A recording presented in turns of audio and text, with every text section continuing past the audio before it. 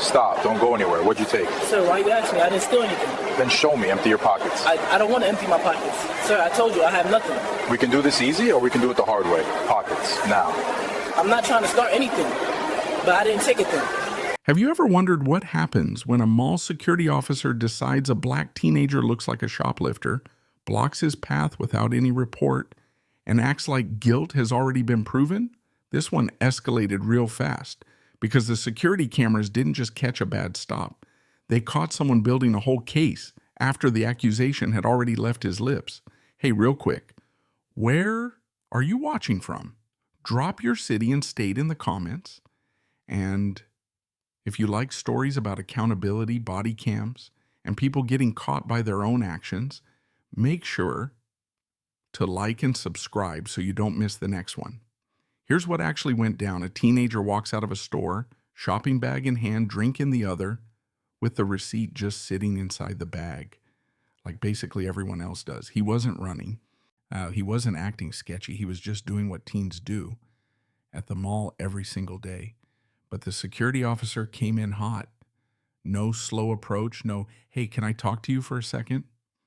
Just rushed right in, cut off the teen's path, boxed him into a corner, and immediately hit him with an accusation. No questions, no checking the facts. The officer acted like the theft was a done deal, and all that was left was to get a confession or force a search. That's the tactic. Pressure first. Worry about facts later. The teen froze, not because he was hiding something, but because suddenly a grown man with authority was treating him like he was already caught. His brain did what so many of us would do in that situation. It just stalled. He tried to explain he'd already paid, tried to show the bag, the drink, the receipt, all the normal stuff, but none of that mattered because the officer wasn't listening for the truth. He was listening for a slip-up. Then came the classic consent trap. The officer pressured him to empty his pockets, demanded the receipt, leaned in with those intimidation lines where if you refuse, it's treated as proof you're guilty. He hinted at cuffs. He made the teen feel like his safest option was just to hand everything over and hope it'd be over soon. And this kid, he was alone for just a minute.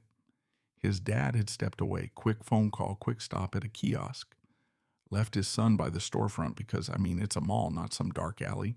This was supposed to be totally normal until it wasn't. People started to notice. A couple of shoppers slowed down. Someone stared a little longer than usual. Another person raised their phone like they might record, then lowered it again, not sure if they should get involved. That hesitation matters. It's why these bad stops keep happening in public. The officer stayed in control by keeping the teen off balance, no check with the store, no talking to loss prevention, no quick confirmation that anything was missing, just a tight little circle of demands, almost like the point was to make the kid break under stress. That's when the dad came back. He didn't come charging in, didn't raise his voice, didn't do the movie thing where someone flashes a badge and everyone stops.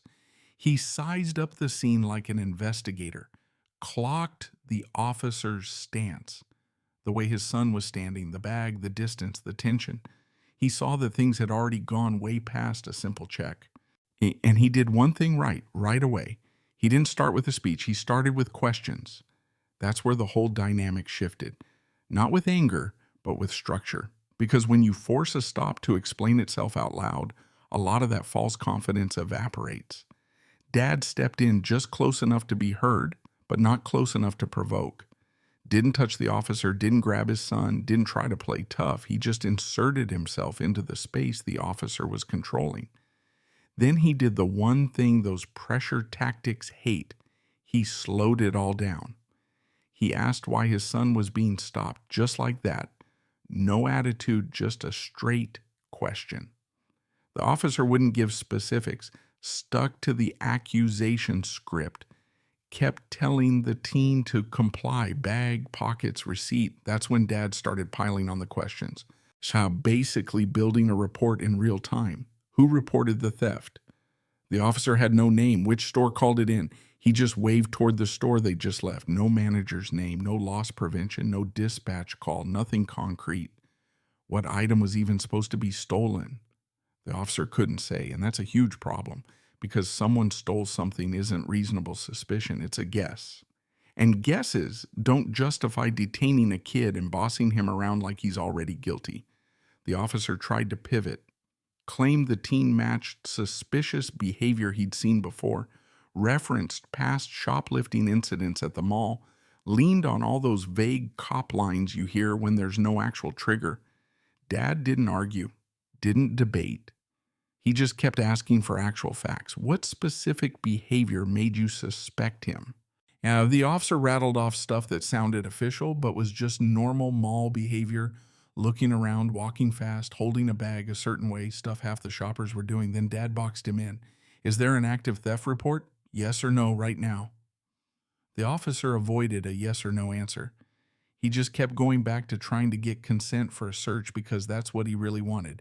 Get the kid to comply, then write it up like the stop was justified. But Dad wasn't having it. He asked, is my son being detained or is he free to go? That question changes everything. It forces the officer to pick. Either detain the kid with no grounds or let him go and lose control of the scene. The officer didn't want to do either, so he tried to reframe it as a threat disguised as a choice. Cooperate and this will be quick. Refuse and it gets serious.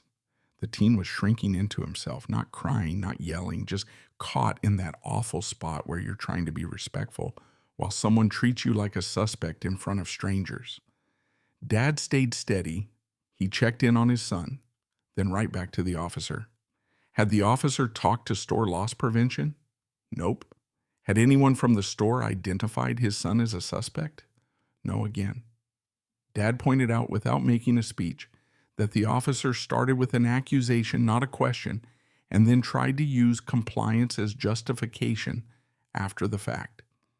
That's when the officer got defensive, claimed he was just doing his job, preventing theft, didn't need a report to make contact. Dad didn't bite. He just calmly asked for a supervisor, no drama, just a direct request. And so he asked for mall security management too. Same calm tone. Now the officer had a new problem. When supervisors show up, first thing they ask is exactly what Dad asked. What's your basis for the stop? That's when things get real. Sergeant Patel showed up with the look of someone who's handled 100 messy public stops and doesn't want to deal with number 101. She took one look and sized up the scene. The teen pinned near the storefront. Officer holding the space, bag in the teen's hand, small crowd forming. She got right to it. What was this stop based on? Officer Harlow tried to keep it vague, framing it as proactive because the mall had theft issues, implying the kid's behavior triggered it. Patel wouldn't let him off easy. Who reported a theft? No name. Which store asked for this kid to be stopped? He pointed at the store entrance, but didn't name a manager or loss prevention contact, didn't have a call time, nothing verifiable. What item was stolen? Couldn't say. At that point, the stop stopped sounding like enforcement and started sounding like guessing. A real theft stop has an origin. Someone sees something, someone calls, someone requests a hold. There's a specific item. Well, kids steal this way all the time, still pushing the idea that suspicion is enough. Patel cut through that. She asked, is the teen being detained or is he free to go? Harlow hesitated because either answer would create a problem. If the kid was being detained, there needed to be an actual basis. If he was free to go, then all the demands for pockets and receipts were just intimidation dressed up as voluntary cooperation.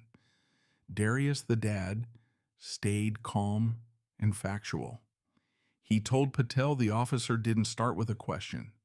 He started with an accusation, blocked his son's path, demanded pockets and receipts, then implied consequences if he didn't cooperate.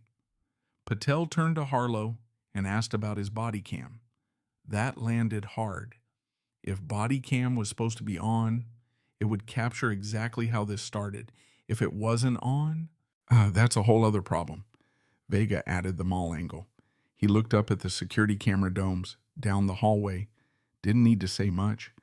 Everybody there knew that whole corridor had coverage, and the footage would show whether Harlow had any confirmation before treating this kid like a suspect. Patel pulled Harlow aside, low voice, direct. When they came back, she didn't debate anymore. She ended it. She told Harlow to step back and let the teen go. Then she turned to Darius and his son and said they were free to leave, asked if the teen needed any medical attention, not because he looked hurt, but to document that this had crossed into coercion and she knew it. Darius didn't do a victory lap, didn't announce his job, didn't threaten consequences. He just delivered one line, calm and clear, yet straight to the point everyone was pretending not to see. The officer accused first, then searched for a reason after. Once that was said out loud, the mood changed. The crowd drifted off. The officer lost his steam. The teen got his space back, but Darius didn't let it just fade into a hallway misunderstanding. He knew if you walk away without locking down the facts, the official report becomes the whole story, and the report usually protects whoever has authority. He walked his son away from the crowd just enough to get some breathing room. Then he did what most people don't think to do because they're still shaken. He documented. He checked the receipt, took a clear photo, saved it with a timestamp, snapped pictures of the hallway cameras over the storefront and down the corridor. Because that matters when someone later claims the footage is missing. He asked 2 witnesses for their names and numbers. One agreed, one didn't. He didn't push it. He also took notes on who was present. Officer Harlow, Sergeant Patel, mall security manager Vega, where they stood, what time the supervisor arrived, what time his son was released. Those small details are what stop lies.